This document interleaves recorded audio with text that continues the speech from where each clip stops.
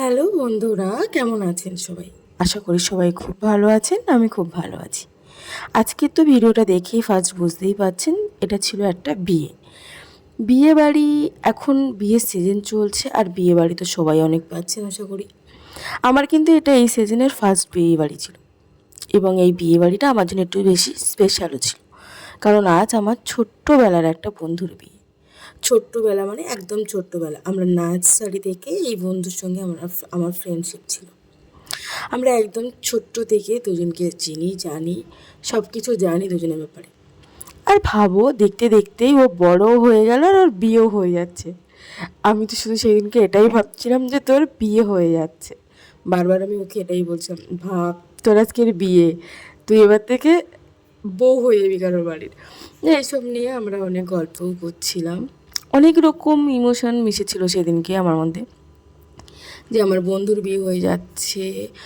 মানে বিয়ে বাড়ি পেয়েছি, এটা তো অনেক মজা ছিল। ওর বিয়ে হয়ে যাচ্ছে সেটাতেও অনেক অনেক খুশি আমি।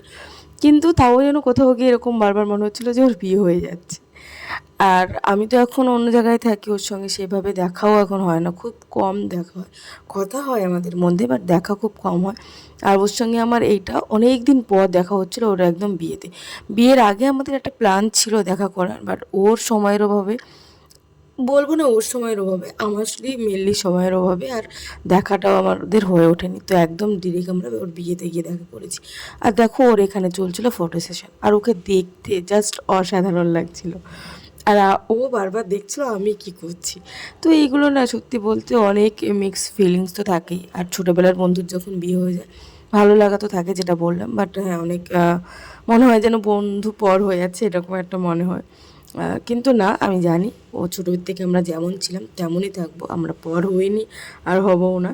বাট হ্যাঁ, আজকে ওর বিয়েতে যাবার পর, ওর সঙ্গে দেখা টেকা করার পর, ও তো একটু ব্যস্তই হয়েছিল সবার সঙ্গে। আর আমরা চলে গিয়েছিলাম খাবার ওখানে।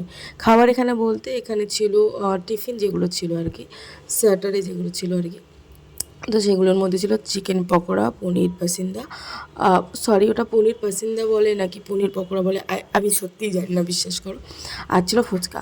তো আমি তিনটেই ট্রাই করেছি। তো ফার্স্ট টাইম দেখো আমি পকোড়া এনে খেয়েছিলাম, তো সেকেন্ড টাইমে আমাদের আবার পকোড়া খেতে ইচ্ছে করেছে। তো আমি আমার বোনকে বলেছি এবার তোর টান, কারণ ফার্স্ট টাইমে আমি নিয়ে এসেছি, এবার তুই আনতে যাবি।